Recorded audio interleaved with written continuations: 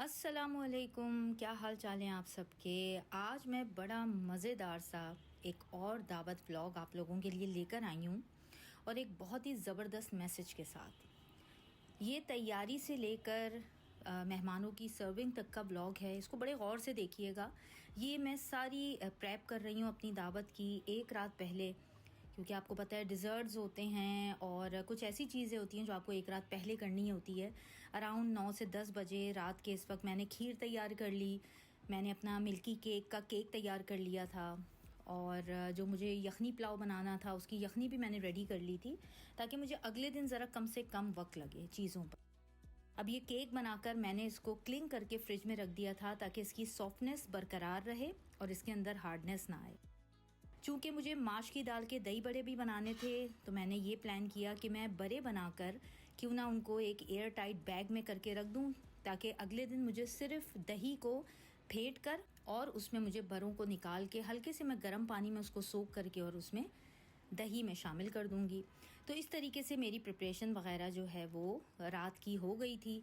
अब ये अगले दिन की सुबह है जब मैंने अपने केक के ऊपर जो है वो मिल्क वगैरह सोक करने के लिए रख दिया और मैं बाकी चीज़ें अपनी तैयार कर रही हूँ। अच्छा, ये मैं आपको बता दूँ, ये सामने जो है मेरा हाथ भी जल गया था। कभी कभार ये होता है कि दावत के कामों में कुछ गरम देगची हाथ से पकड़ ली मैंने। इवन कि गरम देगची जो थी वो दोनों हाथों से उठा ली थी मिस्टेकनली। तो मैंने फ़ौरन जो है, आप फ़ौरन फ़र्स्ट एड का इस्तेमाल किया करें। गर्म पानी में आइस क्यूब डाल दिया करें और चीनी को ऐड कर दिया करें और उसमें अपना हाथ भिगोकर थोड़ी देर रख दिया करें, तो उसमें हाथ में काफ़ी आपके जो है ना वो आराम मिलता है। तो मुझे ये ज़रूर बताइएगा कि अगर इस तरीके से इंसिडेंटली आपके हाथ में कभी कोई गर्म चीज़ लग जाए तो आप कौन सा फ़र्स्ट एड फ़ौरन यूज़ करते हैं। सो बहरहाल now back to the work. अब फाइनली जो है मेरा मिल्की केक भी डन हो गया था। इसकी फ्रॉस्टिंग वगैरह करके मैंने रेडी वगैरह चीज़ें कर दी हैं सारी।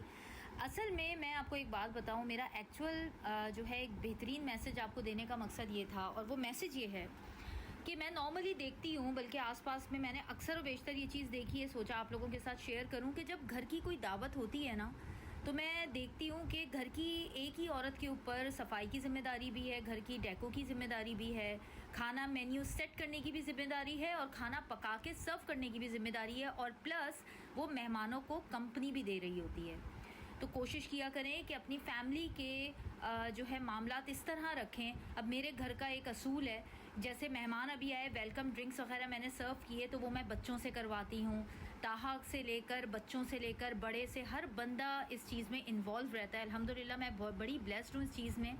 और उमर की जो ड्यूटी होती है ना, वो बेसिकली सिर्फ खाने की ड्यूटी होती है कि वो जो है चीज़ें चेक करता है, कि मुझसे कहता है अपी दिखाओ ये मैं चेक कर लूँ कहीं तुमने नमक मिर्च ज़्यादा तो नहीं कर दी है या मिठास कम तो नहीं कर दी है। तो वो सिर्फ आकर खाने पीने के चेक करने के अलावा, लेकिन ये भी मैं समझती हूँ एक बहुत बड़ी ड्यूटी है, क्योंकि मेरा तो पका पका के इतना ज़्यादा वो हो जाता है कि मैं अक्सर व बेशतर चीज़ों को चखते हुए रह जाती हूँ, और ये चीज़ उमर मेरी आसान कर देता है कि वो चीज़ें चेक करके मुझे बता देता है। तो बहरहाल अपने घर के असूल बनाया करें, चीज़ें बनाया करें, इस तरीके से सेटअप किया करें कि सफाई से लेकर खाना पकाने से लेकर मेन्यू सेटिंग से लेकर हर चीज़ में पूरी फैमिली इन्वॉल्व रहे, क्योंकि दावत एक बहुत बड़ा टास्क होता है।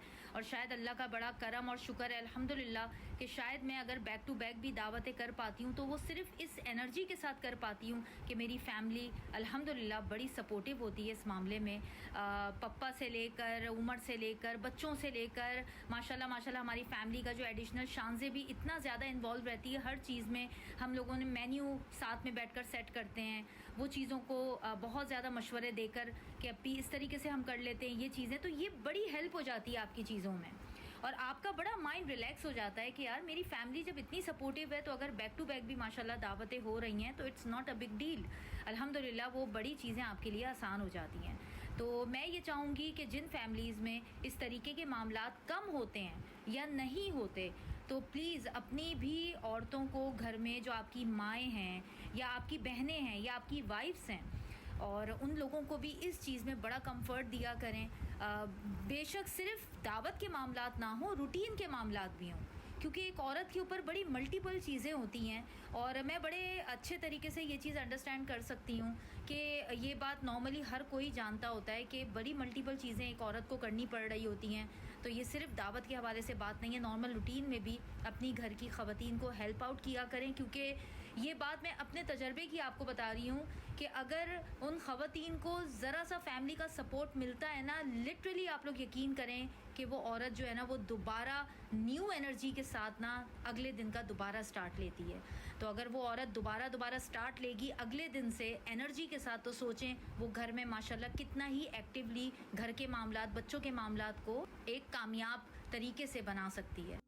मैं उम्मीद करती हूँ कि मेरा ये एक छोटा सा मैसेज आप लोगों को पसंद आएगा और प्लीज़ आप लोग मुझे अपने कमेंट बॉक्स में ज़रूर बताइएगा कि मेरी इस बात से कौन कौन एग्री करता है, क्योंकि ऑब्वियसली हर एक बंदे का अपना असूल, अपना पॉइंट ऑफ व्यू, अपना नज़रिया होता है।